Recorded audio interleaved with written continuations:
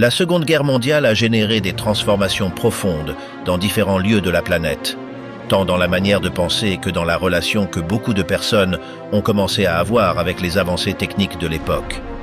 Ce mouvement social a également apporté des soupçons dirigés vers d'autres nations et, avec cela, un environnement chargé de tensions qui a impulsé des craintes et de la méfiance dans de larges secteurs. De cette combinaison sont nés des épisodes étranges et des situations qui ne sont jamais devenues tout à fait claires et qui même aujourd'hui continuent sans réponse. Quels ont été ou ont été ces 25 mystères autour du plus grand conflit armé de l'histoire? Otto Wächter, le hiérarque qui s'est évanoui dans les couloirs sacrés. En 1949, un homme est entré à l'hôpital du Saint-Esprit à Rome avec une maladie hépatique et un faux nom. Il a été amené par des moines, visité par un évêque et une femme prussienne. Personne sur place ne savait que ce patient était Otto Wächter, ancien gouverneur nazi de Cracovie et de Galicie, fugitif depuis la fin de la guerre et recherché pour des crimes massifs commis pendant l'occupation allemande. Tandis que d'autres hauts commandants du régime affrontaient la justice à Nuremberg, il s'était échappé par les montagnes d'Autriche et avait trouvé refuge parmi des religieux qui l'avaient aidé à se cacher. Son histoire resterait enveloppée d'ombre pendant des décennies. L'avocat britannique Philip Sands a enquêté sur l'affaire et a découvert que Wächter avait vécu sous une fausse identité à Rome grâce à un réseau secret, connu sous le nom de Ratline. Cette route, organisée par l'évêque autrichien Alois Udall, facilitait la fuite d'anciens hiérarques nazis vers l'Amérique du Sud. Les archives révèlent que Udall recevait un soutien économique de secteurs américains intéressés à utiliser ces fugitifs comme informateurs pendant les premières années de la guerre froide. Wächter, cependant, n'a pas réussi à quitter l'Italie. Il est mort dans cette ville avant de terminer son voyage en Argentine, entouré de personnes qui connaissaient sa véritable identité. Le fils du hiérarque, Horst Wächter, a toujours soutenu que son père avait été empoisonné. Pour le prouver, il a permis à Sands de consulter une énorme archive familiale avec des milliers de lettres, de journaux intimes et de photographies. Dans ces pages apparaît également sa mère, Charlotte Wächter, une artiste autrichienne qui partageait les idées du régime et a maintenu une communication constante avec son mari pendant sa fuite. Elle a vendu des œuvres d'art et des objets de valeur pour le soutenir en exil, tout en lui écrivant sur un ton affectueux.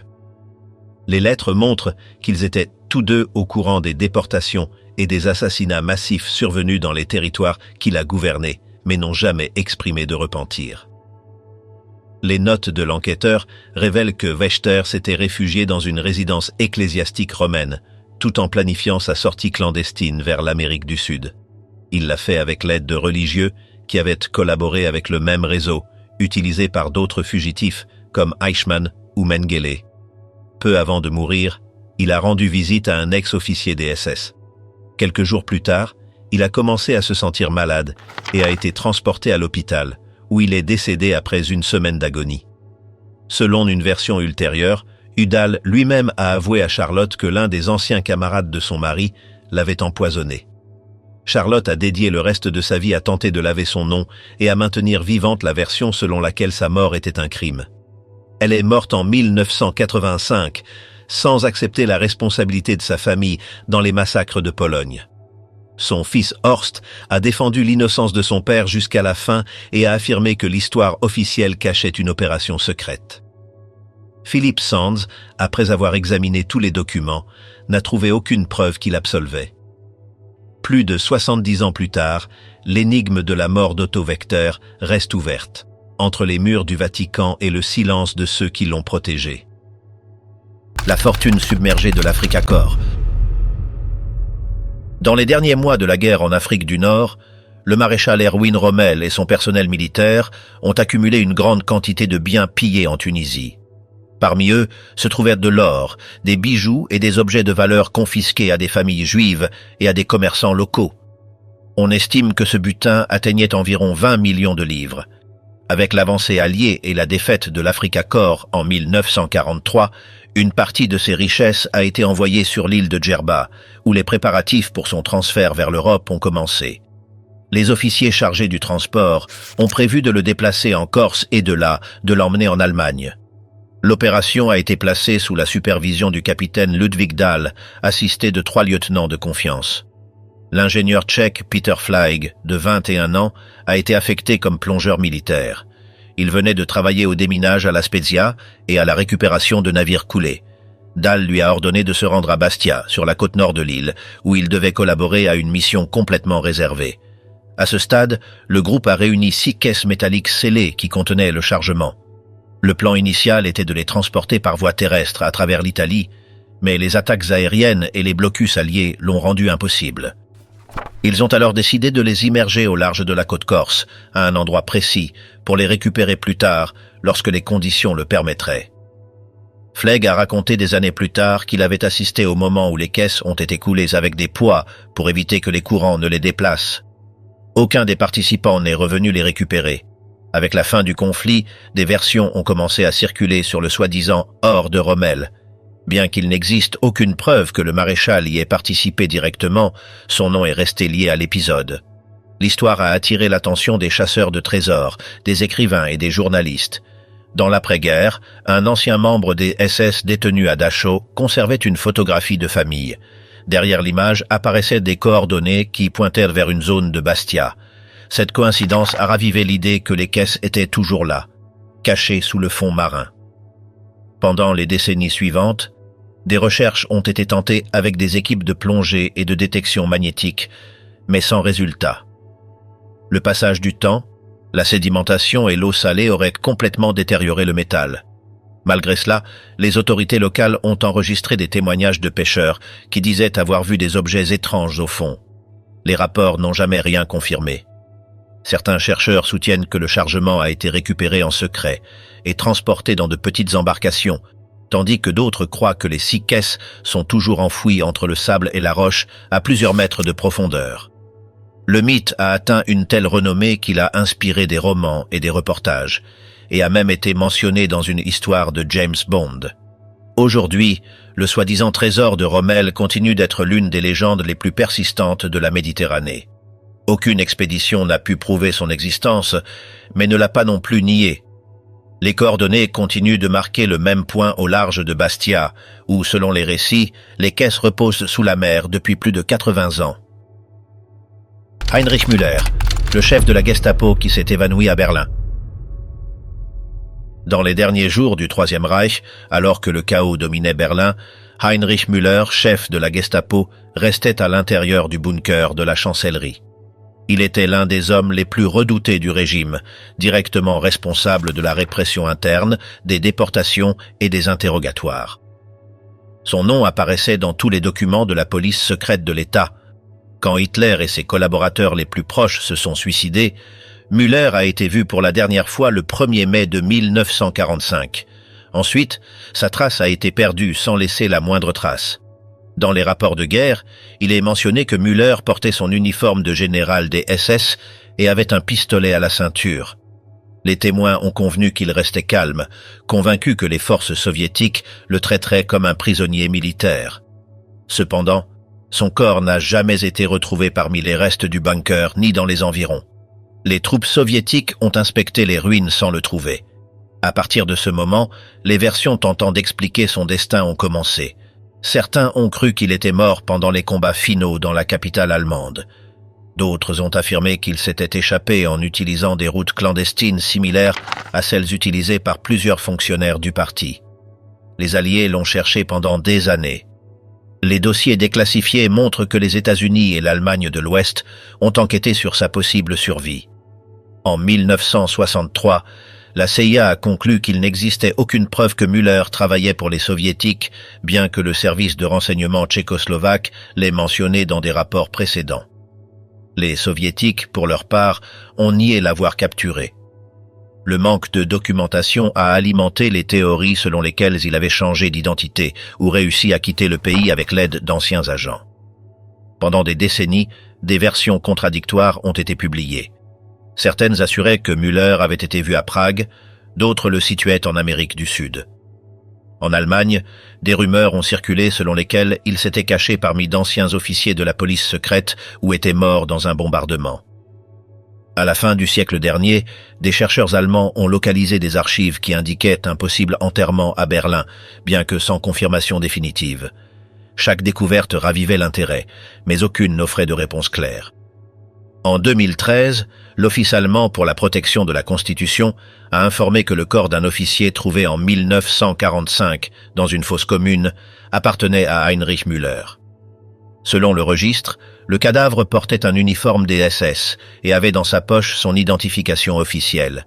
Les restes ont été enterrés dans le cimetière juif de Mitte, une zone détruite pendant les bombardements. La découverte a surpris par l'ironie que le chef de la Gestapo finisse enterré dans un cimetière juif, mais le test ADN n'a jamais pu être réalisé, car les restes n'ont pas été conservés. Aujourd'hui, les archives historiques maintiennent l'enquête ouverte.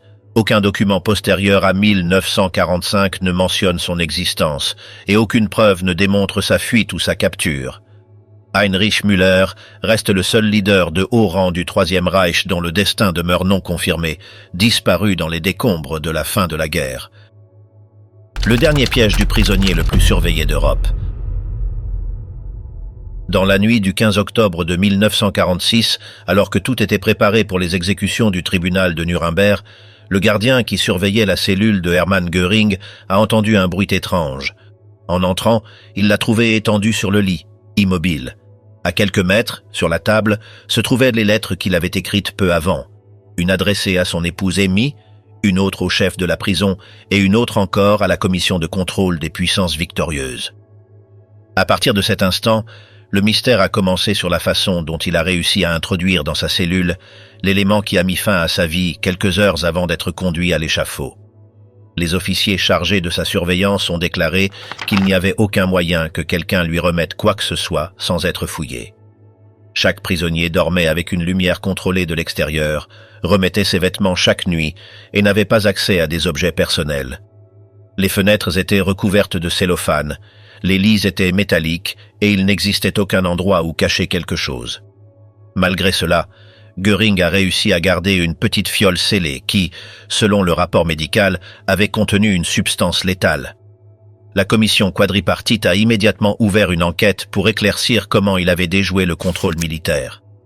Les premiers soupçons sont tombés sur son épouse, à qui une visite à travers les barreaux avait été autorisée quelques jours auparavant. On a cru qu'elle aurait pu lui passer l'objet pendant cette rencontre, mais le commandant Burton Andrews, chef de la prison, a écarté l'hypothèse. Les registres montraient qu'il n'y avait eu aucun contact physique ni aucune opportunité de lui remettre quoi que ce soit. Le barbier allemand qui le servait sous surveillance a également été interrogé, ainsi que son avocat Otto Stemmer, mais aucun n'avait de moyen de le faire sans être vu. Dans les mois suivants, de nouvelles théories ont émergé. Une rumeur disait que Göring avait gardé la fiole cachée depuis sa capture, dissimulée dans une partie de son corps ou dans un objet qu'il avait réussi à conserver sans être fouillé. Un autre rapport allemand mentionnait la possibilité qu'il l'ait gardé parmi des articles de toilette ou à l'intérieur d'un tube métallique du lavabo. Les enquêteurs n'ont jamais trouvé de preuves concluantes. Des années plus tard, en 1950, un magazine de Munich a publié qu'un journaliste autrichien, Peter Martin Bleibtreu, aurait placé la fiole sous le siège de Göring lors d'une session du tribunal, camouflée avec du chewing-gum.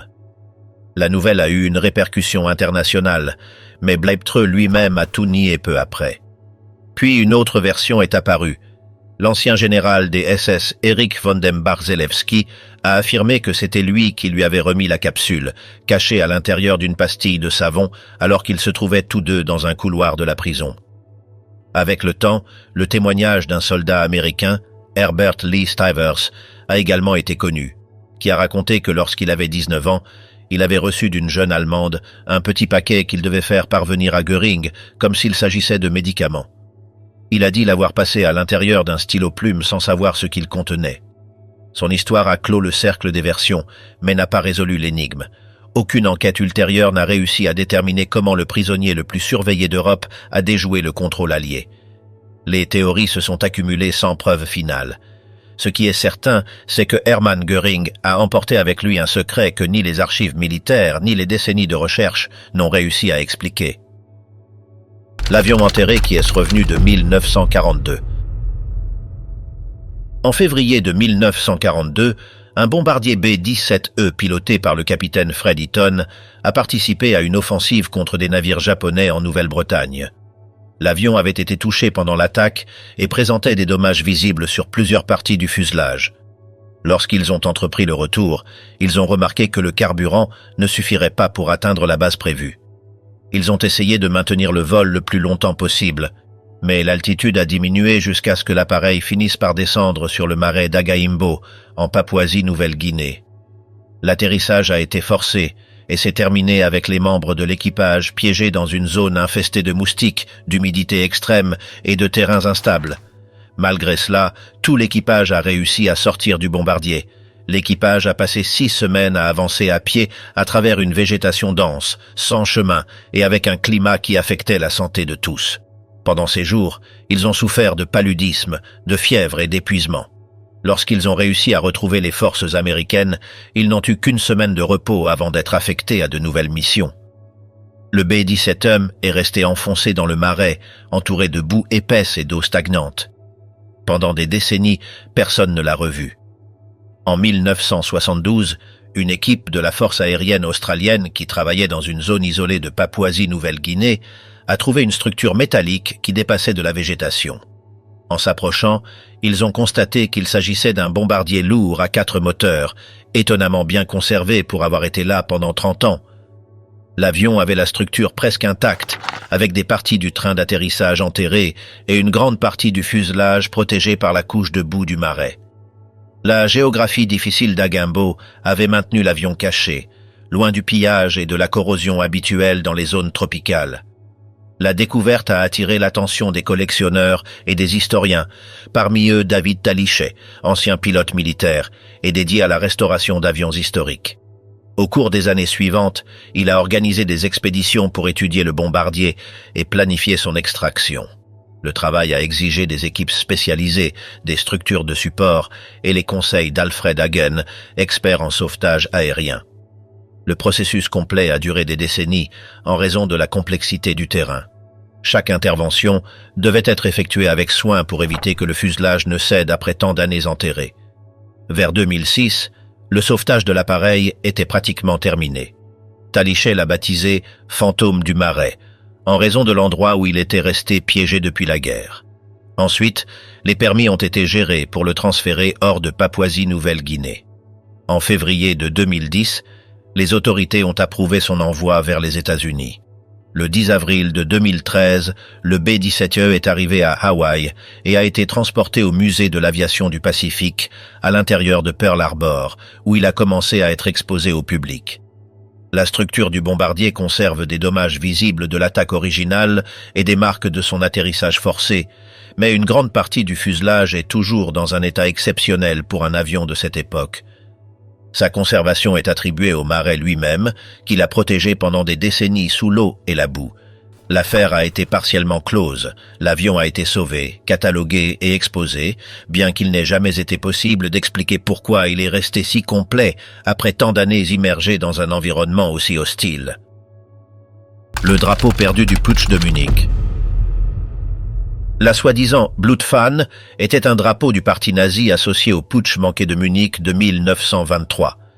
Lors de cette tentative de prise de pouvoir, plusieurs militants qui marchaient avec elle ont été blessés ou sont morts dans la mêlée avec la police bavaroise. À la fin de l'affrontement, le tissu a été imprégné du sang des participants, d'où le nom qu'il a reçu depuis lors. Les sympathisants du mouvement ont récupéré le tissu et l'ont conservé comme un symbole auquel ils ont donné un caractère quasi cérémoniel. En 1926, lorsque le parti a réorganisé ses actes publics, le drapeau a été utilisé par Adolf Hitler lors des rassemblements les plus importants. Pendant les célébrations annuelles à Munich, le leader le prenait entre ses mains pour bénir avec lui les nouvelles enseignes du parti. Ce geste, connu sous le nom de Weihe der Fahnen, consistait à frotter les étendards nouvellement incorporés avec le drapeau original. La scène devait transmettre une continuité entre le mouvement qui avait tenté le putsch en 1923 et la structure qui se consolidait après sa réorganisation. Le drapeau est resté sous la garde d'un membre des SS qui le transportait dans un coffre spécial. Le responsable de le porter aux actes officiels se situait toujours près de Hitler.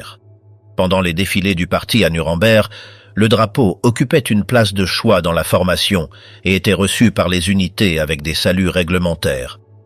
Les photographies de l'époque montrent le tissu recouvert d'une housse protectrice qui n'était retirée qu'au moment du rituel de bénédiction des étendards. En 1936, le parti a établi un protocole pour définir les objets considérés comme sacrés au sein du mouvement.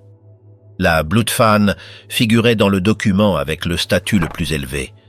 Sa garde a été assignée à un détachement spécial, chargé du transport, de la surveillance et de la conservation du tissu.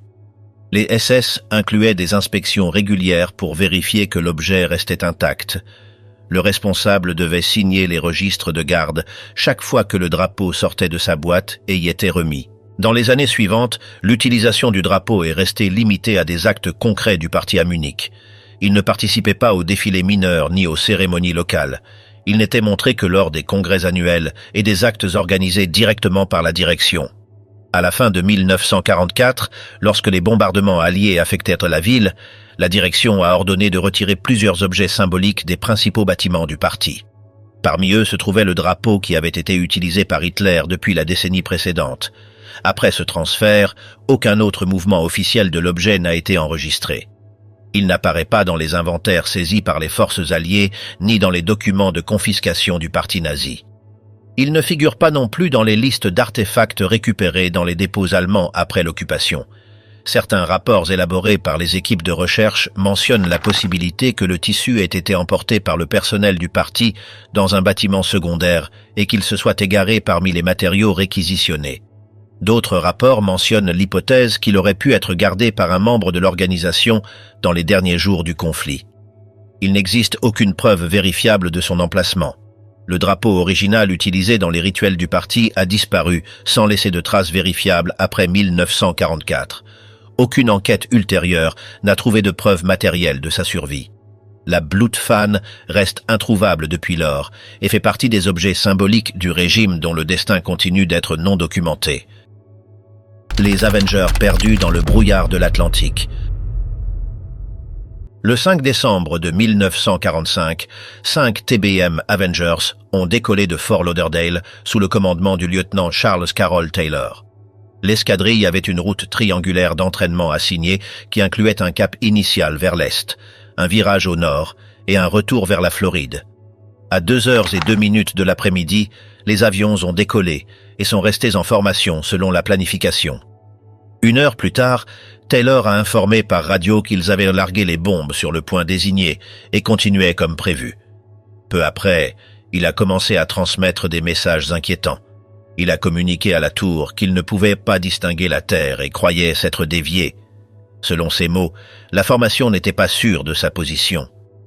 La tour a demandé les coordonnées, mais Taylor a expliqué qu'il ne pouvait pas calculer leur emplacement.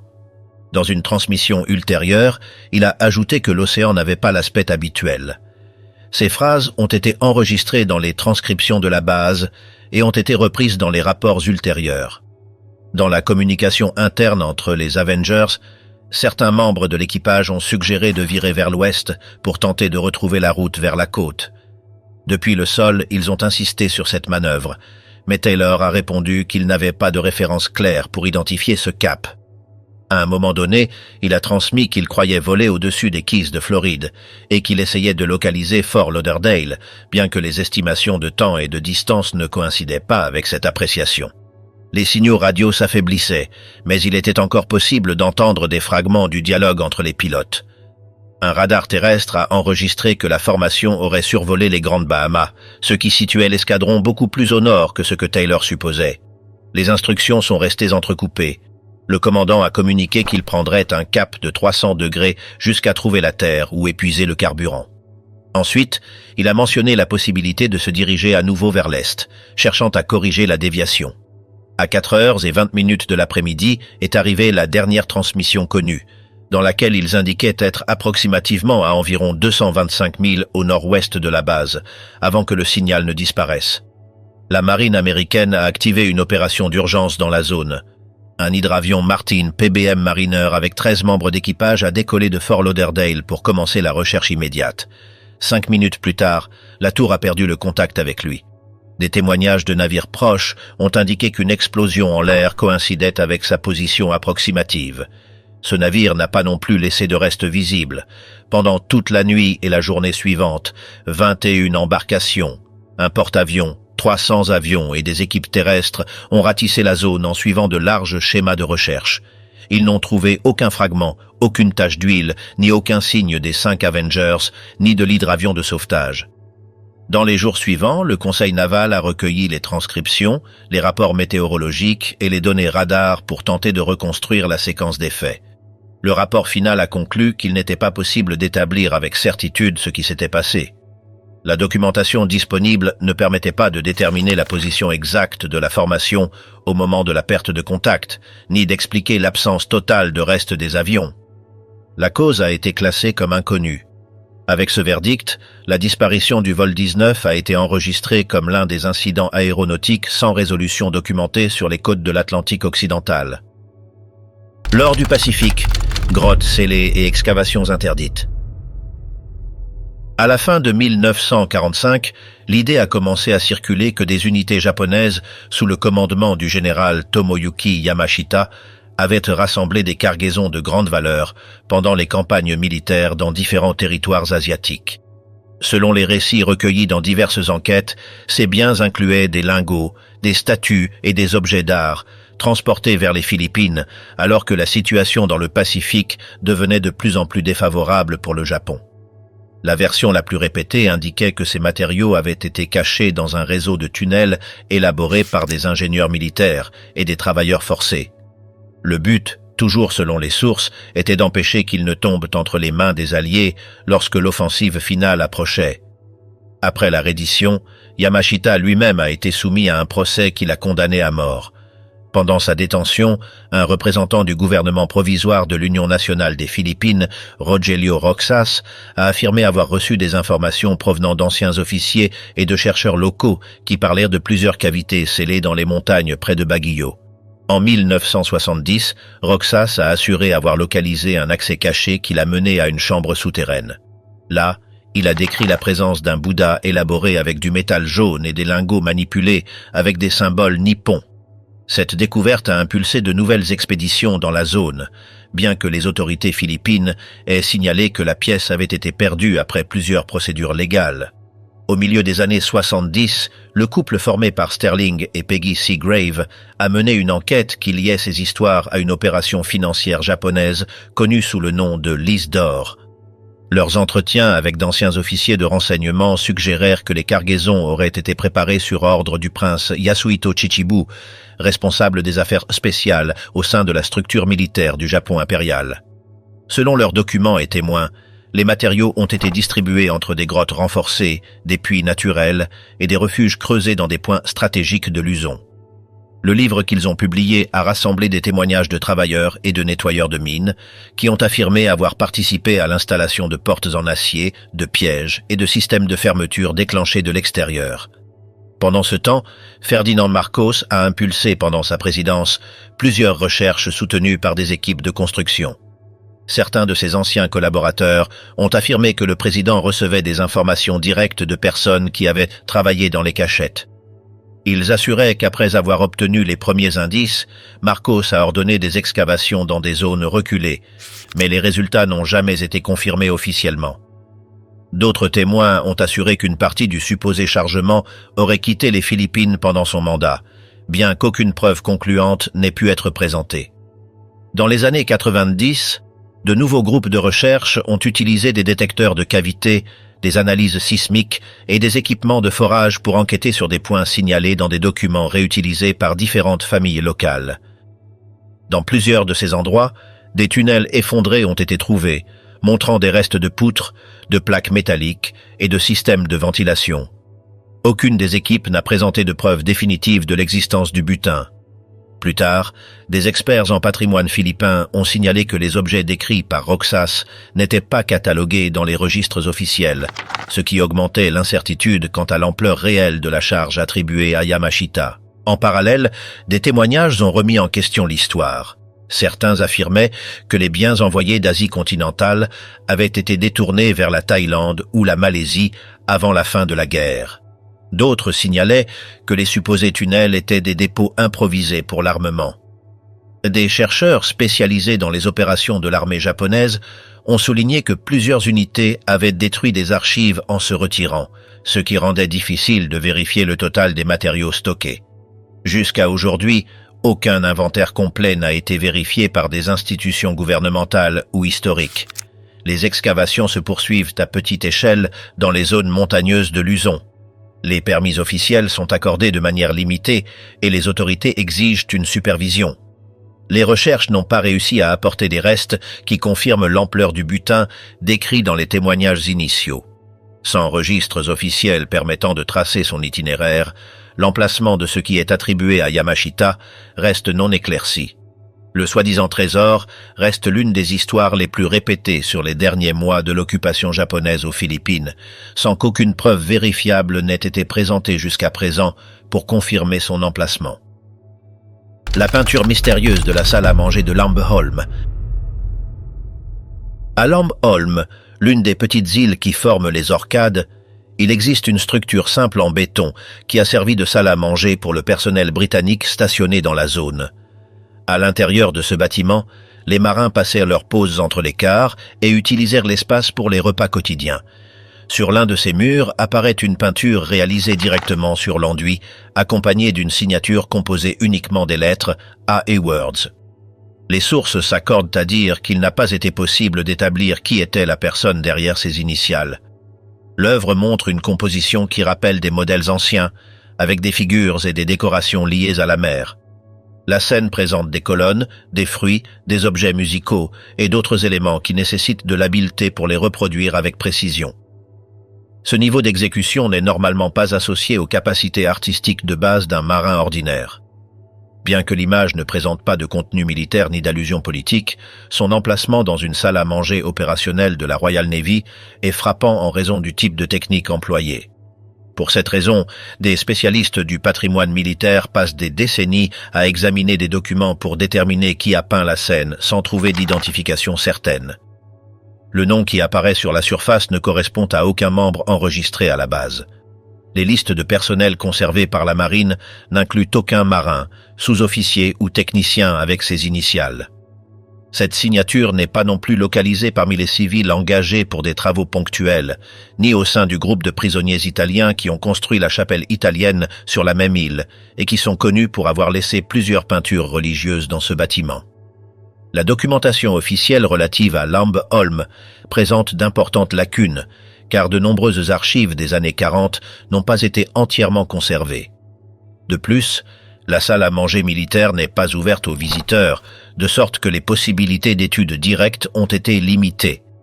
Les premières révisions du matériel disponible ont suggéré que l'auteur pouvait être quelqu'un affecté temporairement, avec des connaissances préalables en peinture décorative acquises avant de rejoindre la marine. La possibilité qu'il s'agisse d'un message partagé entre les membres de l'équipage a également été mentionnée, bien que les chercheurs eux-mêmes reconnaissent qu'il n'y a aucune preuve pour étayer cette interprétation. L'inscription qui apparaît à côté de la fresque pourrait correspondre à un surnom, à un nom altéré, ou même à un ensemble de mots qui simulent une signature personnelle. Dans les recherches effectuées jusqu'à présent, aucune autre œuvre avec la même identification n'a été trouvée, ce qui rend difficile de retracer son origine. Malgré les consultations effectuées dans les archives locales et les registres navals, il n'a pas été possible de déterminer comment cette peinture est arrivée à l'intérieur de la salle à manger, ni quelles ont été les circonstances exactes de sa création. La pièce reste à son emplacement d'origine, conservée comme élément historique de l'île. L'identité de A.E. Words, ainsi que la raison de réaliser une peinture de ce type dans un bâtiment fonctionnel de Lambeholm, reste inexpliquée et demeure une énigme associée aux années de guerre dans les Orcades. Schatzgräber, la station gelée qui a survécu intacte. En 1942, pendant l'expansion allemande vers l'Est, un groupe spécialisé du Troisième Reich a construit une station sur l'île reculée d'Alexandra Land, dans l'archipel de la Terre François-Joseph. Ce poste a reçu le nom de code Schatzgräber, utilisé pour identifier une installation qui devait opérer dans l'un des environnements les plus isolés de l'hémisphère nord. L'emplacement a été choisi pour sa proximité avec les routes arctiques et pour son utilité à transmettre des données sur les conditions atmosphériques qui affectaient directement les mouvements navals et l'activité des convois traversant l'Atlantique Nord. La station a fonctionné comme un point d'observation météorologique destiné à émettre des rapports aux sous-marins et aux unités qui patrouillaient la zone, tâche considérée comme essentielle dans la planification allemande. Les registres conservés expliquent que ses occupants travaillaient par roulement continu pour générer des prévisions tout en restant pratiquement déconnectés du reste du front. En 1944, le groupe a été évacué d'urgence après être tombé malade en consommant de la viande contaminée d'un ours polaire. Un sous-marin est arrivé sur l'île et a retiré tout le personnel, laissant les structures complètement à l'abandon. Pendant des décennies, l'emplacement de cette station est resté relégué à des rapports dispersés. En 2016, des scientifiques russes qui parcouraient Alexandra Land ont localisé les restes de Schatzgräber, enfouis sous des couches de sédiments gelés. Parmi les objets récupérés sont apparus des munitions, des équipements de mesure, des vêtements congelés, des documents en mauvais état et des structures métalliques qui avaient résisté grâce au climat extrême. Les chercheurs ont signalé que plusieurs tunnels et abris étaient construits avec des matériaux locaux pour les camoufler. La disposition du lieu incluait des zones défensives, des plateformes renforcées et des accès conçus pour fonctionner même dans des conditions de vent et de neige constants. L'importance de cette découverte résidait dans le fait qu'elle confirmait la présence permanente d'unités allemandes à un point aussi septentrional. Les études ultérieures ont identifié des pièces de radiotransmission et des outils qui coïncidaient avec les équipements utilisés par les stations météorologiques avancées. Les excavations ont également montré des zones qui auraient pu servir de dépôt pour des fournitures destinées aux sous-marins, bien que les rapports officiels ne mentionnent que des fonctions liées à l'observation du climat. Les théories sur une finalité plus large ont émergé à partir du nom de la station et de l'intérêt du régime pour les régions polaires pendant ces années. Une partie de cet intérêt était liée à la nécessité d'obtenir des données pour améliorer la navigation sous la glace, tandis que d'autres documents décrivent des expéditions scientifiques axées sur la cartographie, le magnétisme et le transit maritime. La base d'Alexandra Land s'inscrit dans cet ensemble d'opérations, bien que sa conception interne, plus étendue que nécessaire pour un poste d'observation, ait suscité des doutes chez certains chercheurs. Les restes trouvés montrent que la station était préparée à fonctionner pendant de longues périodes sans soutien extérieur, avec des générateurs, des systèmes de stockage et des structures résistantes au pergélisol. Les informations récupérées renforcent son rôle au sein du réseau de stations que l'Allemagne a distribué dans les zones arctiques. Cependant, tous les éléments trouvés ne s'expliquent pas uniquement par l'activité météorologique. Les tâches de catalogage se poursuivent, et bien que la plupart des historiens s'accordent sur sa fonction principale, le but exact de toutes ces zones n'est pas encore totalement défini. Depuis sa redécouverte, Schatzgräber est devenu une référence pour les études sur la logistique allemande dans les climats extrêmes. La station demeure l'une des enclaves les mieux conservées de l'Arctique liées à la Seconde Guerre mondiale. Malgré les données obtenues et la quantité d'objets récupérés, la discussion reste ouverte quant à savoir si l'installation avait une tâche supplémentaire. Les restent sous surveillance et chaque découverte alimente de nouvelles questions sur la raison finale de ce poste avancé, construit dans l'un des territoires les plus inhospitaliers de la planète. U-530, le sous-marin qui est apparu sans explication 2 mois. En juillet de 1945, alors que la guerre était déjà terminée, le sous-marin allemand U-530 est apparu au large de la côte de Mar del Plata après avoir navigué sans s'annoncer pendant des semaines. L'arrivée a surpris les autorités argentines, qui ont accueilli le commandant et l'équipage sans information préalable sur leur route récente. Les marins se sont rendus sans résistance et ont expliqué qu'ils avaient décidé de se présenter là après avoir appris la fin du conflit. Cependant, aucun document à bord ne permettait de reconstituer le trajet suivi depuis sa dernière position enregistrée dans l'Atlantique Nord. Les forces navales argentines ont observé que le sous-marin ne transportait ni torpilles ni matériel sensible et qu'une partie de l'équipement habituel avait été désinstallée avant la reddition. Lorsque les spécialistes ont inspecté l'intérieur, ils ont remarqué l'absence de cartes de navigation et de journaux techniques, ce qui empêchait de déterminer le temps exact que le U-530 avait passé en haute mer depuis mai. En l'absence d'annotation d'immersion, de consommation de carburant ou de communication, la chronologie des 2 mois précédents est restée inexpliquée. Les marins ont déclaré qu'ils avaient évité de s'approcher des ports intermédiaires et qu'ils avaient maintenu le silence radio pendant le trajet.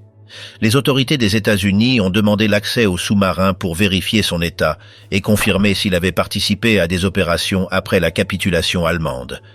Les rapports produits par les techniciens américains ont signalé que le navire montrait des signes d'utilisation prolongée, mais ne contenait aucune information permettant de reconstituer son déplacement complet.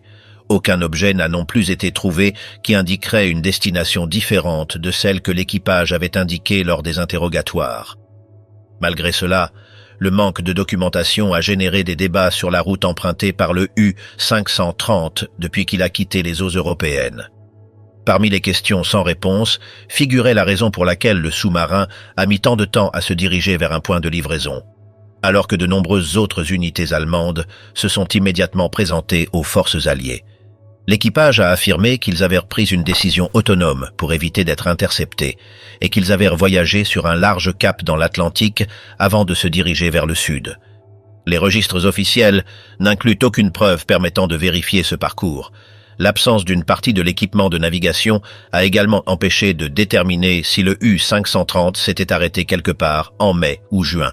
À la suite de ces doutes, des spéculations ont surgi sur la possibilité que le navire ait transporté des personnes ou du matériel pendant cette période, bien que les enquêtes aient conclu qu'il n'existait aucune preuve pour étayer cette idée. Les marins ont insisté sur le fait qu'ils n'avaient reçu aucun ordre après la reddition allemande et que leur intention était d'éviter des affrontements inutiles. Après la révision complète du sous-marin, les autorités argentines ont remis le navire aux États-Unis, qui ont poursuivi les analyses techniques avant de le transférer pour démantèlement. Le cas du U-530 reste l'un des épisodes les plus commentés liés aux sous-marins allemands qui sont arrivés en Amérique du Sud après la guerre.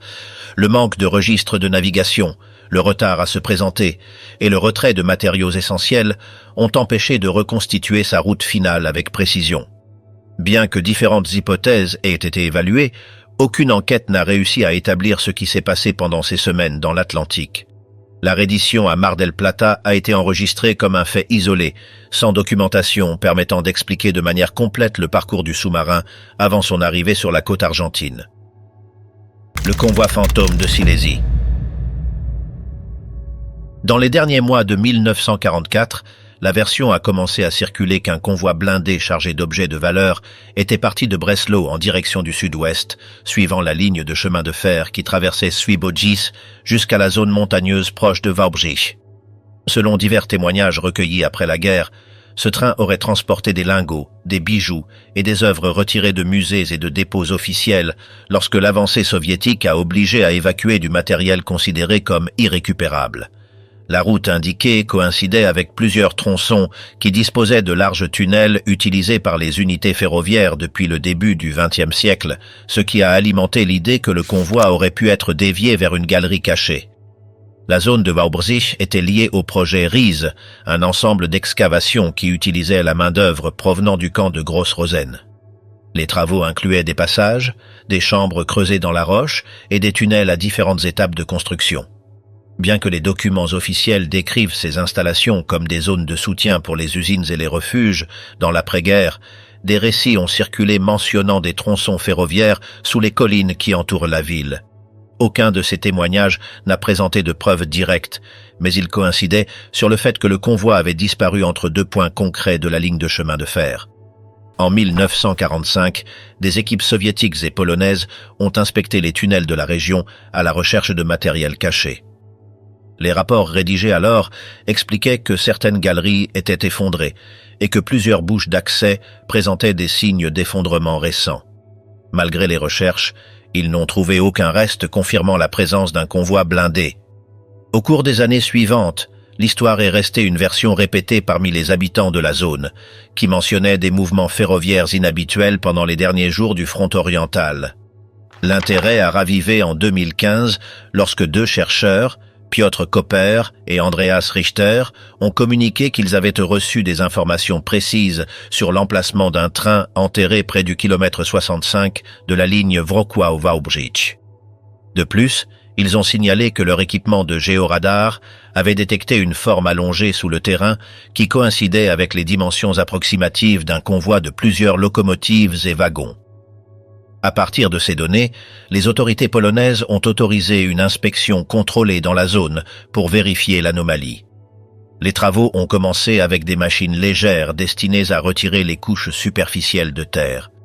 L'opération a inclus des archéologues, du personnel d'urgence et des techniciens spécialisés dans les terrains instables. Au fur et à mesure de l'avancement, les racines et les formations rocheuses montraient des irrégularités qui rendaient l'excavation difficile. Les équipes ont confirmé la présence d'anomalies géologiques, mais n'ont pas détecté de structures métalliques ni de restes compatibles avec un train blindé. Après plusieurs jours de travail, les responsables du projet ont annoncé qu'il n'existait aucun indice permettant de soutenir l'existence du convoi à cet endroit. Malgré cette conclusion, l'affaire n'a pas perdu l'attention du public. Les rapports de l'inspection ont détaillé que le terrain présentait des compositions naturelles qui pouvaient être confondues avec la forme allongée enregistrée par le géoradar. Ils ont également expliqué que l'absence de restes ferroviaires réduisait la possibilité que le train ait été enterré là. Cependant, les sources officielles n'ont pas écarté d'autres tronçons de la région. L'histoire reste ouverte car aucun document ultérieur n'a expliqué avec certitude ce qui est arrivé au convoi qui, selon les récits recueillis après la guerre, est parti de Breslau et n'est jamais réapparu dans les registres ferroviaires. La rafle de Prinsengracht qui a donné l'alerte. À l'été de 1944, la maison de Prinsengracht 263 est exposée après une opération de police qui se termine par la capture de 8 personnes cachées à l'intérieur. Cet enregistrement a lieu le 4 août, date que les personnes arrêtées et ceux qui collaboraient avec elles mentionnent toujours comme le jour exact où les agents ont fait irruption. Il n'existe pas de document officiel décrivant cette intervention, mais les témoignages disponibles permettent de reconstituer une partie de ce qui s'est passé. Les fonctionnaires impliqués sont l'Autrichien Karl Silberbauer, appartenant au Sicherheitsdienst, et 2 policiers néerlandais nommés Gesenius Gringuis et Willem Grootendorst. Tous 2 ont été identifiés des mois plus tard par des photographies par Otto Frank et les aides qui avaient soutenu les personnes cachées pendant l'occupation. Depuis la fin de la guerre, Otto Frank tente de savoir si quelqu'un a révélé l'existence du refuge. Il a envoyé des lettres, a parlé aux autorités et a demandé à consulter différentes archives, mais n'a pas réussi à établir un responsable. À cette époque, de nombreuses arrestations se produisaient après des dénonciations directes, et ce contexte a alimenté l'idée d'une délation. Au fil des ans, différentes théories ont émergé pour expliquer la rafle, bien qu'aucune n'ait obtenu de preuves solides. Le possible avertissement téléphonique au SD, initialement attribué à Silberbauer lui-même, présente des contradictions entre ses déclarations. Et de plus, à cette période, les lignes privées fonctionnaient de manière très limitée en raison de coupures constantes. Rien ne confirme que cet avertissement ait existé. Un autre récit mentionne une voix féminine qui aurait appelé la police de sécurité. Cette version ne dispose pas non plus de documents qui la soutiennent. L'officier Detman, supposé récepteur de l'appel, est mort peu après la libération, laissant sans éclaircissement si cette conversation a réellement eu lieu. Pendant des décennies, plusieurs noms sont apparus comme de possibles informateurs. L'un d'eux est Willem van Maren, employé de l'entrepôt qui générait de la méfiance parmi les aides. Otto Frank et le groupe de soutien ont déposé une accusation formelle contre lui en 1947, mais l'enquête n'a trouvé aucun élément l'impliquant.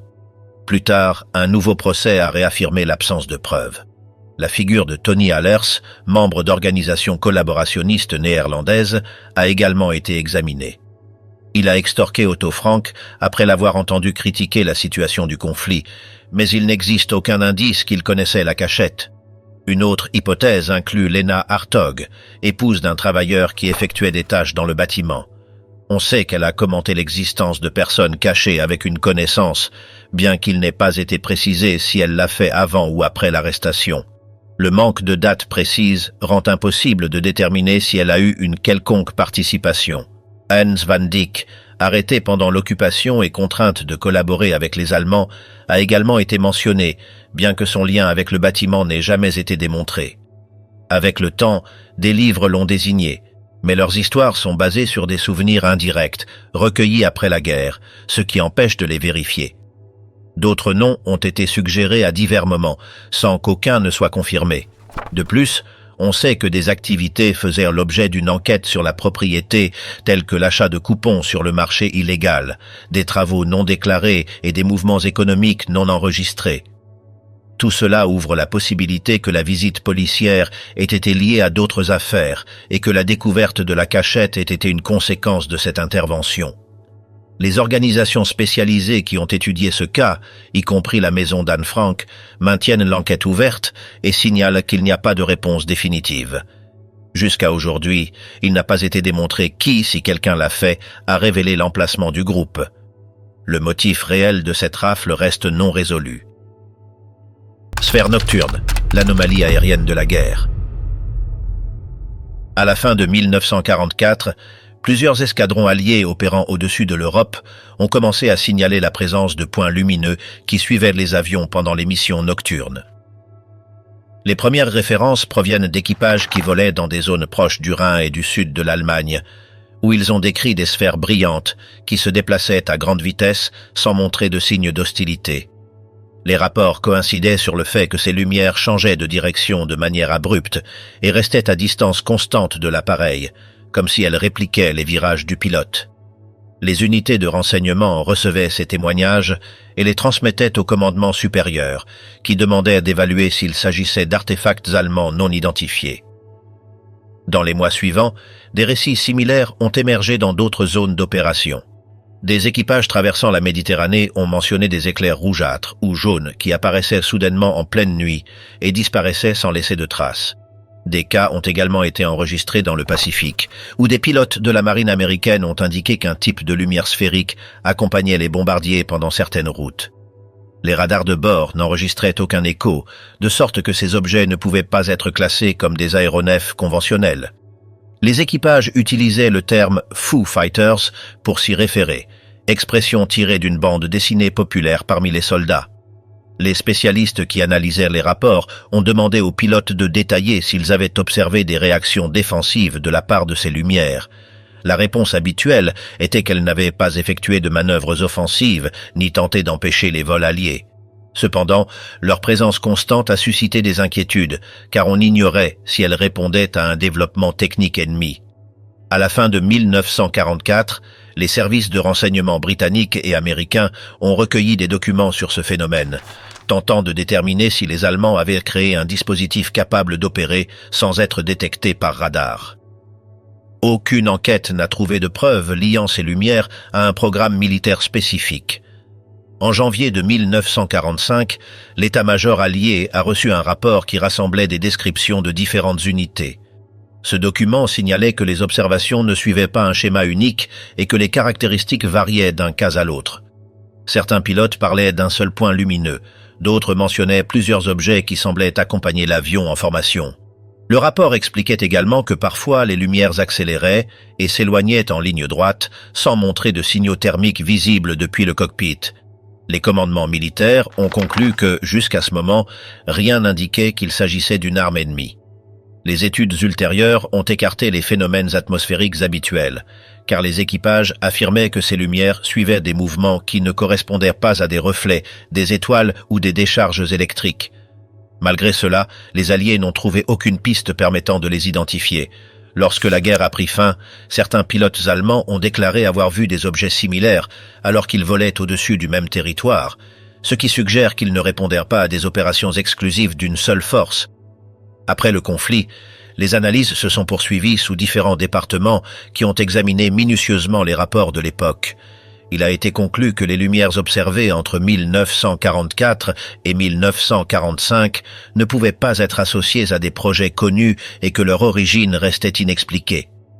Les documents officiels soulignent qu'il n'existe aucune preuve concluante expliquant ce que les pilotes ont vu, et le phénomène des Foo Fighters reste enregistré comme l'une des inconnues aériennes apparues dans les derniers mois de la Seconde Guerre mondiale. Caluire, la réunion qui a scellé un destin. En juin de 1943 se déroule l'un des épisodes les plus délicats de la résistance française. Tout tourne autour de la chute de Jean Moulin, l'envoyé direct de Charles de Gaulle en France occupée, et de la discussion qui persiste encore sur qui a fourni l'information qui a permis à la Gestapo de l'atteindre. Les faits se concentrent sur une réunion convoquée à Lyon, où plusieurs responsables des principaux mouvements clandestins devaient coordonner des tâches en pleine réorganisation interne. Parmi eux se trouvait René Hardy, figure qui, avec le temps, serait placée au centre des doutes. Cette réunion secrète a eu lieu le 21 juin dans la localité de Caluire, à la périphérie de Lyon, dans la maison d'un médecin. La police allemande a fait irruption dans la réunion et a arrêté les personnes présentes. Jean Moulin a été capturé à ce moment-là et 2 semaines plus tard, il est mort sous les mauvais traitements sans avoir retrouvé la liberté. Du groupe réuni ce jour-là, seul René Hardy a réussi à s'échapper sans menottes et à s'éclipser dans des circonstances qui ont généré un débat qui n'a jamais réussi à se clore. Ce détail a alimenté les soupçons contre lui dès le premier jour. Les enquêtes ultérieures montrent que Hardy avait déjà été arrêté le 7 juin par la Gestapo et qu'il avait subi des interrogatoires avant d'être libéré. Cette libération préalable a alimenté l'idée d'une possible collaboration, bien qu'avec le temps, différentes déclarations judiciaires et révisions d'archives n'aient fourni aucune preuve solide.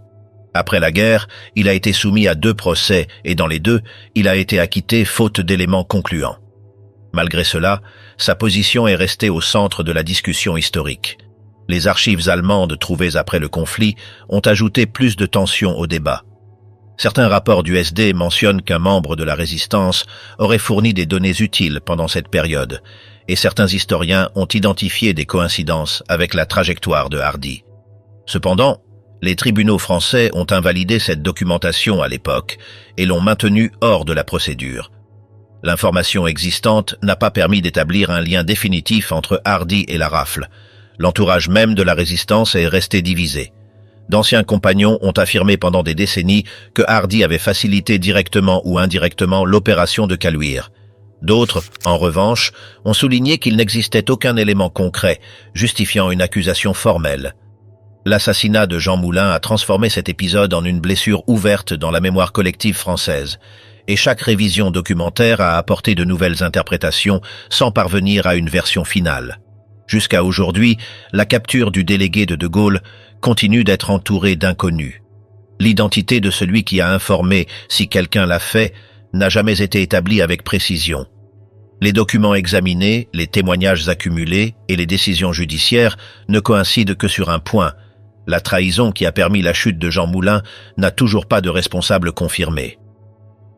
Königsberg, le dernier endroit où le trésor a été vu. La soi-disant chambre d'ambre avait été l'un des espaces décoratifs les plus connus de la monarchie russe, un ensemble unique formé de panneaux élaborés avec de la résine fossile, de moulures sculptées et de pièces ornementales qui avaient occupé un salon entier dans le palais de Catherine, près de Saint-Pétersbourg. Lorsque l'invasion allemande a commencé en 1941, les autorités soviétiques ont tenté de la retirer pour éviter qu'elle ne tombe entre les mains ennemies, bien que la fragilité du matériau ait empêché l'opération d'être menée à bien. La même année, des unités du Troisième Reich ont démonté les panneaux, emballé chaque section et transféré l'ensemble vers un territoire contrôlé par l'Allemagne. L'envoi a abouti dans la ville de Königsberg, où les autorités allemandes ont réassemblé la salle à l'intérieur du château local.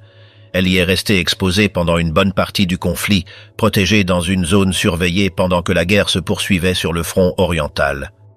En 1944, les bombardements ont commencé sur Königsberg et la ville a été pratiquement détruite lors des attaques qui ont précédé l'arrivée de l'armée rouge. Lorsque les troupes soviétiques sont entrées dans la ville, il ne restait plus de vestiges visibles de l'ensemble. Les rapports allemands parlaient d'un emballage préalable et d'un transfert vers des dépendances souterraines à l'intérieur du château, bien qu'il n'existe aucun document définitif confirmant la sortie de la salle avant l'incendie qui a fini par consumer une grande partie du bâtiment.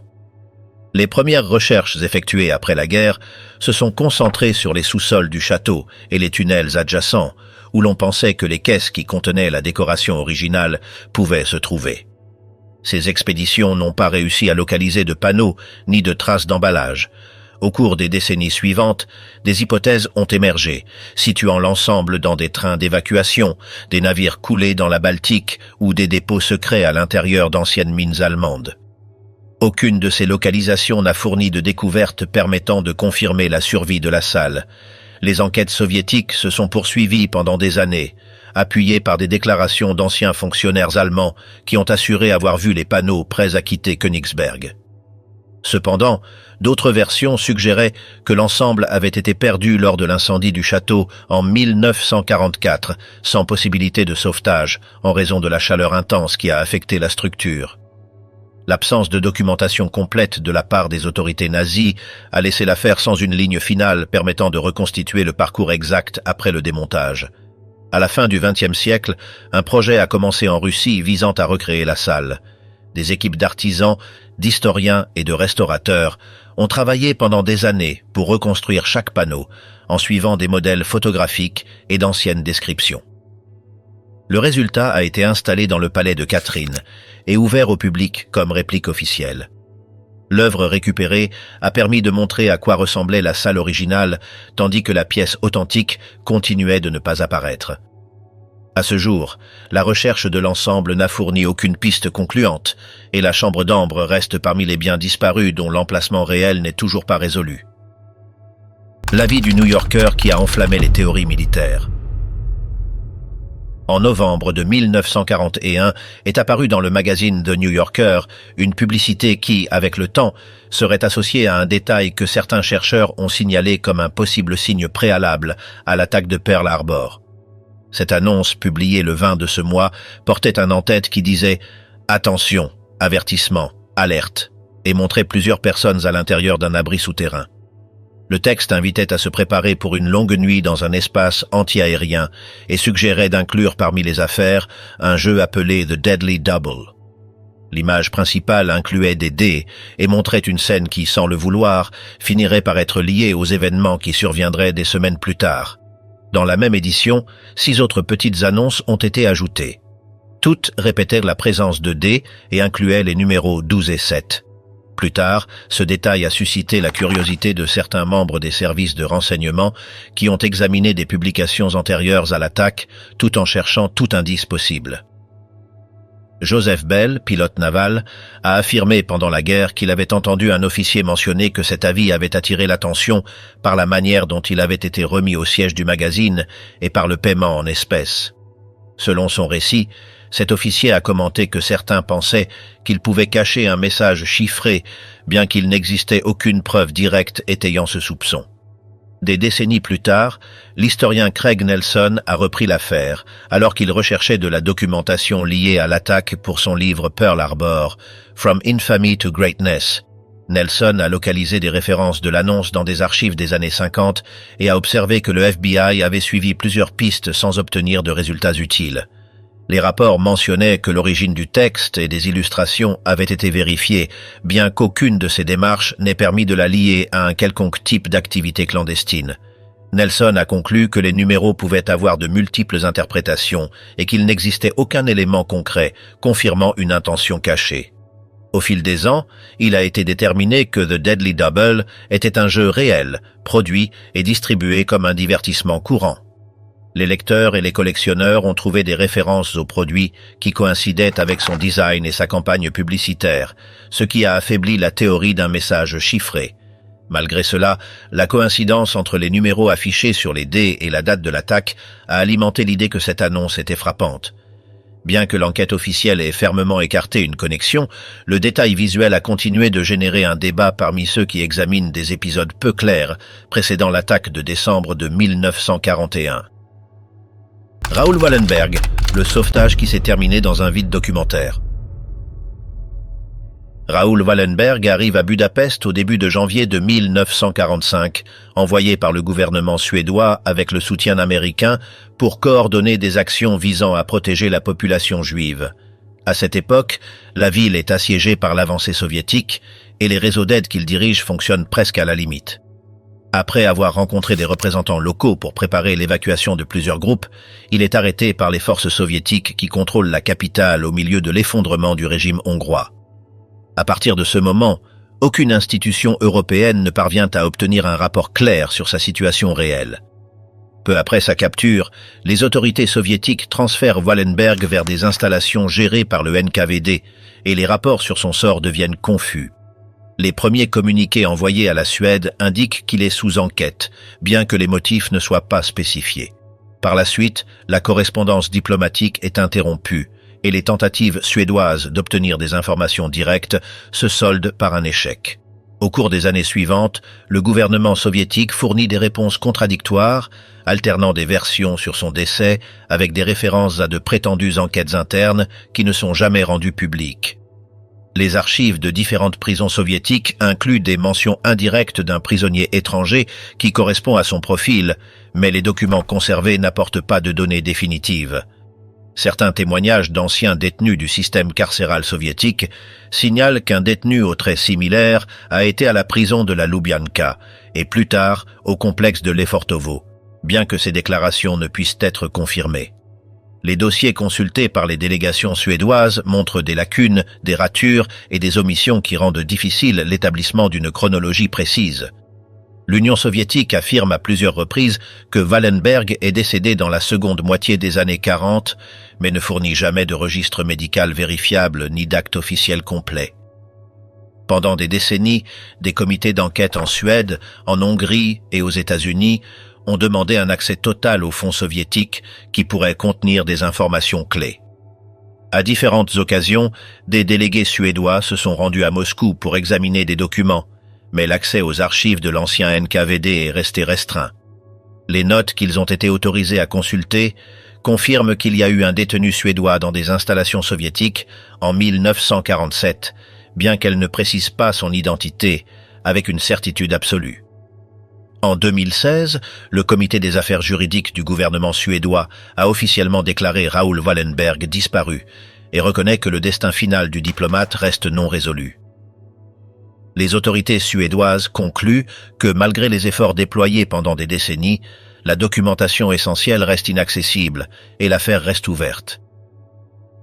Rudolf Hess, le vol solitaire qui a déconcerté Hitler. Au début de mai de 1941, Rudolf Hess était depuis des mois écarté des tâches centrales du parti, mais conservait sa position comme l'un des dirigeants les plus proches d'Adolf Hitler. Pendant cette période, selon les documents recueillis après la guerre, Hess consacrait une grande partie de son temps à étudier des cartes, à échanger des lettres et à examiner des rapports liés à des contacts britanniques qu'il considérait pertinents. Le 10 mai, il a décollé à bord d'un avion Messerschmitt 110 depuis Augsbourg, sans accompagnateur et sans autorisation officielle. Sa destination était l'Écosse, et son objectif, selon les interrogatoires ultérieurs, consistait à présenter une proposition qu'il croyait capable d'ouvrir un canal de négociation. Hess a voyagé en suivant une route qui cherchait à éviter les radars britanniques.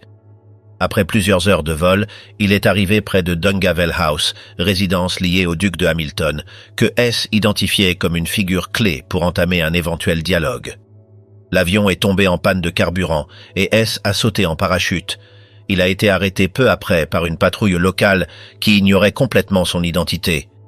Lors des premiers interrogatoires, il s'est présenté comme Alfred Horn et a affirmé qu'il était venu pour parler avec des autorités qui, selon lui, pouvaient influencer une éventuelle paix entre l'Allemagne et le Royaume-Uni. La nouvelle de sa capture est rapidement parvenue à Londres. Winston Churchill a reçu le rapport initial à l'aube et, après avoir confirmé la véritable identité du prisonnier, a ordonné son transfert vers des installations sécurisées. Les registres britanniques signalent que, lors de ses premiers contacts, Hess a insisté sur le fait qu'il agissait de sa propre initiative. Cette affirmation a suscité des doutes parmi les fonctionnaires qui l'ont interrogé, car il n'existait aucune preuve démontrant que Hitler avait autorisé le vol. Lorsque Berlin a pris connaissance de l'événement, le régime a décrit l'action de Hess comme un geste individuel sans soutien officiel et a annoncé qu'il avait perdu sa stabilité mentale. Les documents britanniques reflètent que, pendant sa détention, Hess a évité d'expliquer clairement ses intentions et est resté ferme dans sa version. Il a été interné dans différentes installations tout au long de la guerre, et à la fin du conflit, il a été remis au tribunal de Nuremberg, où il a été condamné à la prison à perpétuité. La sentence a été exécutée à la prison de Spandau, où il est resté sous la garde des puissances victorieuses. Il est mort en 1987 sans avoir complètement résolu les doutes entourant son vol. Les archives consultées au cours des décennies suivantes confirment l'existence de versions contradictoires et aucune d'elles ne permet de reconstituer de manière définitive les motifs réels qui l'ont poussé à décoller vers l'Écosse. L'arme cérémonielle qui s'est évanouie après la chute de Mussolini. En mars de 1937, Benito Mussolini se rend en Libye pour diriger une visite officielle organisée par le régime, et lors de ce parcours, il reçoit une pièce cérémonielle qui vise à renforcer son lien politique avec les communautés musulmanes de la région. La remise a lieu à la périphérie de Tripoli, lors d'un acte préparé avec des défilés équestres et des discours qui exaltent la figure du dirigeant italien. À ce moment-là, le chef local, Youssouf Kerisk, lui offre une épée décorée de motifs arabes, connue depuis lors sous le nom de l'épée de l'islam, tandis que des représentants tribaux l'acclament comme protecteur de la population musulmane sous administration italienne. L'événement est enregistré sur plusieurs photographies, et l'une d'elles montre Mussolini monté sur un cheval, tenant l'épée devant une formation de cavaliers. Cette image est retouchée par la suite pour éliminer un aide qui tient la bride, cherchant à projeter une scène de domination absolue. Après la cérémonie, la pièce est transférée à Rocca del Caminat, résidence utilisée par Mussolini, où elle reste dans une vitrine en verre jusqu'à la chute du régime. La politique italienne envers le monde arabe ne naît pas avec cet acte, mais fait partie d'une ligne initiée des années auparavant. Depuis 1934, le gouvernement encourage les constructions religieuses, promeut les écoles coraniques et finance des activités culturelles en Libye pour se présenter comme un allié de la population locale. Il ordonne également des transmissions radio en arabe depuis la station de Bari, dans le but d'influencer les territoires musulmans de la Méditerranée et du Proche-Orient. Dans cet environnement, la remise de l'épée vise à sceller une image de proximité culturelle, renforcée par des discours qui soulignent le respect des pratiques religieuses de la zone. Le destin de l'objet change complètement après le 25 juillet de 1943, lorsque la résidence de Rocca del Caminat est pillée par des groupes opposés au régime après la destitution de Mussolini. Rachele Mussolini affirme plus tard que la vitrine où était gardée l'épée est forcée lors de cet assaut et que la pièce disparaît sans laisser de traces officielles. Il n'existe aucune documentation ultérieure permettant d'établir son emplacement et aucune récupération connue n'a confirmé sa survie. Depuis lors, l'épée est considérée comme un objet perdu. Les études qui abordent la relation entre le fascisme et le monde islamique mentionnent le cas comme un exemple de patrimoine égaré lors de l'effondrement du régime. À ce jour, aucune trace vérifiable de son emplacement n'est connue et la disparition reste ouverte. Les restes du Pekinensis, l'envoi qui n'est jamais arrivé au bateau. Dans la décennie de 1920, un groupe international de chercheurs a fouillé à Zhoukoudian, une zone au sud-ouest de Pékin, où sont apparus des restes d'un hominidé ancien qui a reçu le nom de Homo erectus pekinensis. Pendant des années, des scientifiques chinois et étrangers ont catalogué des fragments crâniens, des mandibules, des dents et des os qui ont permis de reconstituer une partie de son évolution. Au début des années 40, la découverte a acquis une valeur scientifique énorme, car elle représentait l'une des collections les plus complètes de la période. Avec l'avancée du conflit en Asie et la pression militaire japonaise autour de la capitale, l'Institut de paléontologie et le Corps des marines des États-Unis ont convenu de transférer les caisses contenant les fossiles vers un endroit plus sûr. En décembre de 1941, le personnel chargé a emballé la collection et l'a transféré au quartier général des Marines à Pékin, avec l'idée de l'envoyer par mer vers les États-Unis. Le plan consistait à embarquer les caisses sur un navire américain qui partait du port de Qinhuangdao, où les marines avaient des activités. Avant que l'envoi ne puisse être complété, le Japon a attaqué Pearl Harbor. La situation militaire a changé immédiatement, et les troupes japonaises ont arrêté les marines et pris le contrôle de la zone. À partir de ce moment, il n'y a plus de traces vérifiables du parcours des caisses ni de leur destination finale. Des décennies plus tard, les tentatives de retracer la route exacte sont devenues une tâche complexe. En 1982, le chercheur Orville Schell a recueilli des témoignages fragmentés sur l'opération de transfert et a trouvé des incohérences entre les participants. Des années plus tard, l'explorateur Lee Berger a repris le sujet et a interviewé des vétérans des marines pour reconstituer le parcours.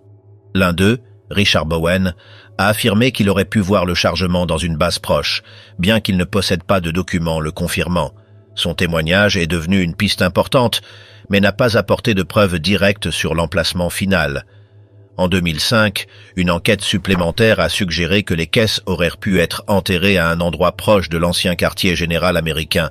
Cette zone, réorganisée après la guerre, abrite des installations modernes, parmi lesquelles un parking qui couvre une partie du terrain original.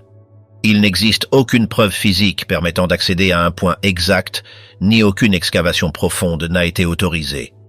La collection est considérée comme perdue depuis la fin de la guerre. Les moules qui avaient été réalisés avant le transfert permettent de poursuivre les études, mais ne remplacent pas les restes originaux.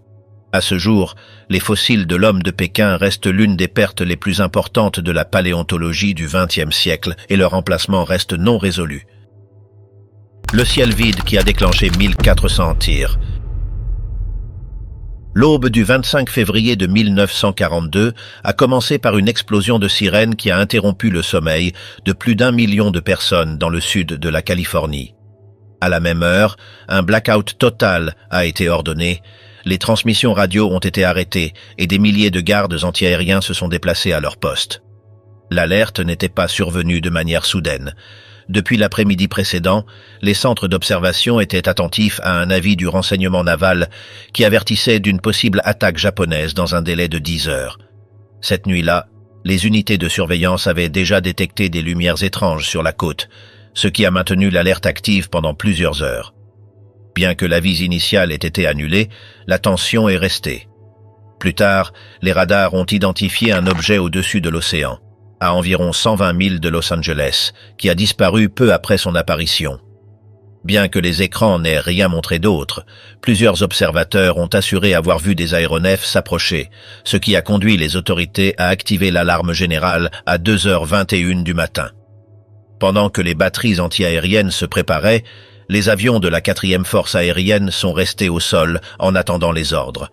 En quelques minutes, des rapports ont commencé à arriver de différentes zones, affirmant qu'il y avait des appareils ennemis au-dessus de Long Beach et d'autres points de la zone.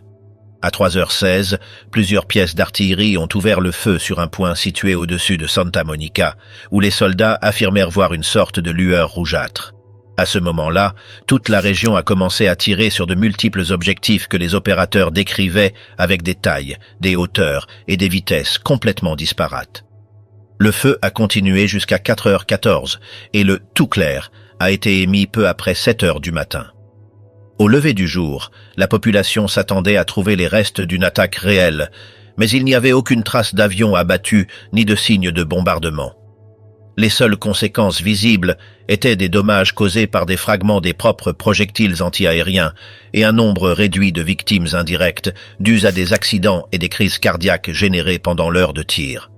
La presse locale a publié des éditions spéciales, bien que les explications officielles ne coïncidèrent pas. D'une annonce qu'il a qualifiée de simple alarme infondée à des versions qui affirmaient que plusieurs appareils inconnus avaient survolé la ville, l'épisode est resté sans éclaircissement définitif. Avec le temps, l'événement a fini par être rappelé comme un cas extrême de tension collective en pleine guerre.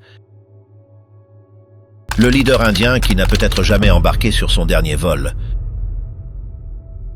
L'histoire de Subhash Chandra Bose a été marquée par une fin qui n'a jamais été complètement close. En août de 1945, alors que la guerre venait de se briser en morceaux, un avis est arrivé de Taïwan affirmant que le dirigeant indépendantiste indien avait perdu la vie dans un accident d'avion. C'était une nouvelle qui prétendait mettre un point final à sa trajectoire, mais dès le premier instant, des signes sont apparus qui ne correspondèrent pas à ce message officiel.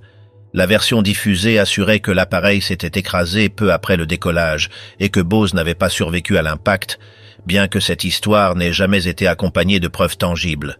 Aucun corps identifié comme le sien n'est apparu, ni de photographies vérifiables ni de documents médicaux confirmant son décès. Cette absence totale de preuves a ouvert un vide qui a persisté pendant des décennies.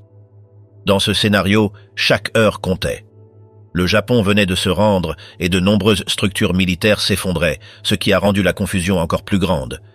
Malgré cela, le manque d'éléments de base, tels que des registres de l'accident ou des rapports officiels complets, a alimenté l'idée que quelque chose ne correspondait pas au récit que l'on tentait d'imposer. Avec le temps, différentes explications ont émergé. Certaines provenaient de témoignages japonais qui ne coïncidaient pas entre eux et offraient des descriptions incompatibles du supposé accident. D'autres parlaient de détails contradictoires sur la façon dont l'accident se serait produit, ce qui est arrivé au reste ou qui était présent dans les moments ultérieurs. Ces versions n'ont jamais réussi à s'accorder entre elles, et au lieu d'apporter de la clarté, elles ont généré plus de questions. À partir de ce point, des théories ont commencé à circuler qui pointaient vers une possible fuite planifiée. L'idée centrale était que Bose aurait profité du chaos de la fin de la guerre pour disparaître intentionnellement et chercher une voie d'évasion hors de la région. On parlait de routes vers des territoires contrôlés par des puissances qui n'avaient pas encore révélé leur mouvement, ce qui ajoutait plus de couches d'incertitude. Pendant ce temps, le gouvernement japonais maintenait des déclarations qui ne coïncidaient pas non plus entre elles. Certaines signalaient une mort confirmée, d'autres laissaient place au doute. Ce manque de cohérence a fini par renforcer encore plus le sentiment que l'affaire n'était pas résolue. Au fil des ans, les incohérences ont continué à s'accumuler et le mystère a survécu intact. Aujourd'hui, l'histoire officielle continue de classer l'épisode comme un accident sans survivant. Cependant, la fragilité des preuves disponibles et la quantité de récits contradictoires qui ont surgi après l'annonce maintiennent ouverte la possibilité d'une fuite. Cette combinaison a fait de la supposée mort de Subhas Chandra Bose l'une des énigmes les plus persistantes de la fin de la Seconde Guerre mondiale.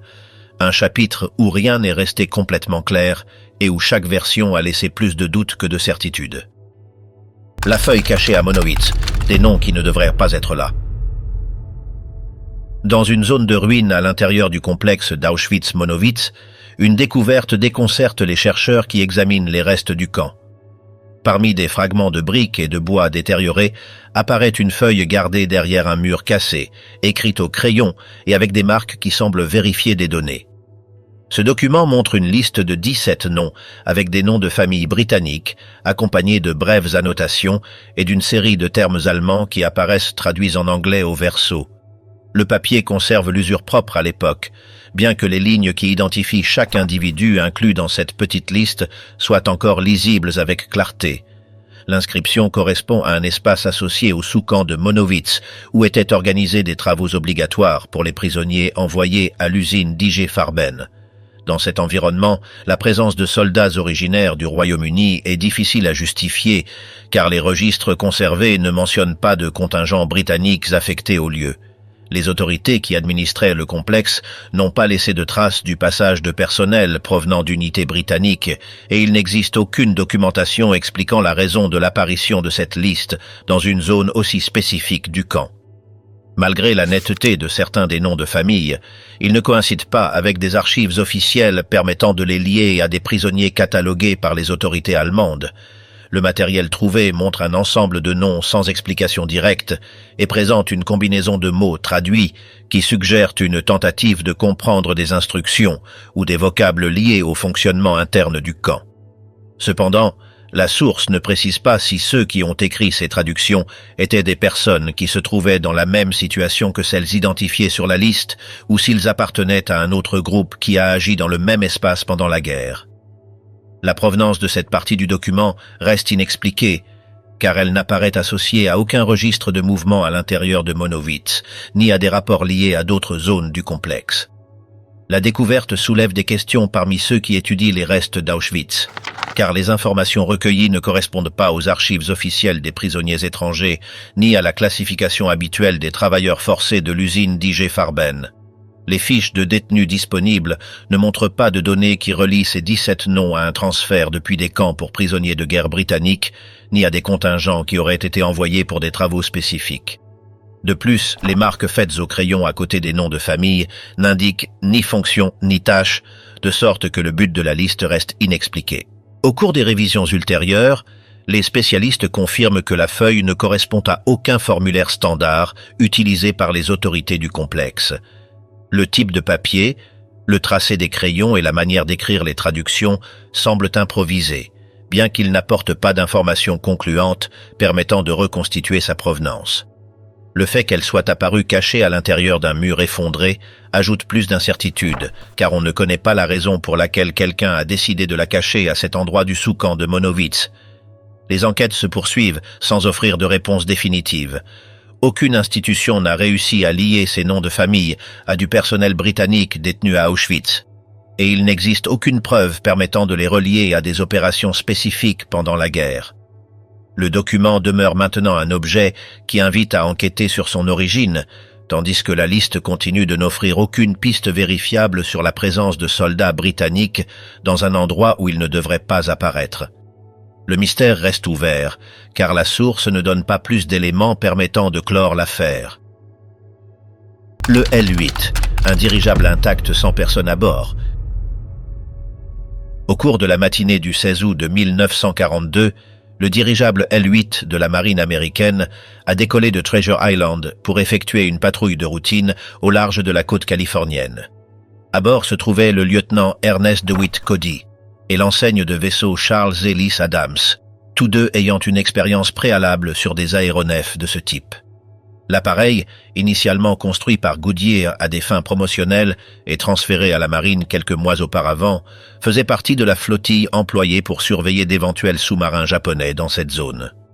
Le départ a été approuvé sans défaillance technique et avec une visibilité adéquate. Au cours de la première étape du parcours, aucun inconvénient n'a été enregistré.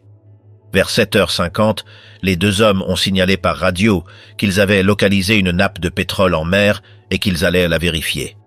Cette transmission a été la dernière à parvenir au quartier général. À partir de ce moment, aucun autre rapport n'a été reçu. Le manque de réponse a conduit à activer la recherche avec des avions et des embarcations proches. Quelques heures plus tard, le dirigeable a été vu manœuvrant sans signe d'urgence et lançant 2 marqueurs de fumée sur la zone où se trouvait la nappe. Un hydravion l'a identifié à une altitude supérieure à la normale. D'autres témoins ont observé comment il descendait et flottait vers la côte. Par la suite, il a touché terre brièvement sur une plage sans que personne n'apparaisse dans la cabine. Plusieurs personnes ont tenté de le retenir, mais il s'est de nouveau élevé et a avancé vers Daly City. L'impact final a eu lieu vers 11h30 dans une rue résidentielle. Les pompiers et la police ont trouvé la porte ouverte et toutes les commandes en état de fonctionnement. La radio fonctionnait, les parachutes étaient toujours à leur place et l'équipement principal restait intact. Il ne manquait que les 2 gilets de sauvetage que les pilotes portaient depuis le début. Il n'y avait aucun indice d'incendie ni de dommages expliquant une sortie forcée. L'enquête a confirmé que le dirigeable avait été vu à différents points entre 7h et 11h, sans signe d'alarme à l'intérieur. Aucun témoin n'a vu de chute, de saut ou de signe de lutte. Aucun reste personnel n'est non plus apparu en mer. Malgré l'analyse de la fermeture de la porte et les hypothèses sur un possible accident alors qu'il vérifiait quelque chose d'extérieur, aucune conclusion ferme n'a été tirée. Cody et Adams ont été déclarés décédés 1 an plus tard. Jusqu'à aujourd'hui, la disparition des 2 pilotes reste sans réponse. Au fil des décennies, chaque cas a été enregistré comme faisant partie d'un ensemble de faits qui n'ont jamais obtenu d'explication définitive. Ces épisodes, dispersés sur différents fronts et moments de la guerre, continuent de former une carte incomplète d'événements que personne n'a pu éclaircir complètement. À ce jour, ce sont toujours des histoires ouvertes qui maintiennent vivante la question de ce qui s'est réellement passé.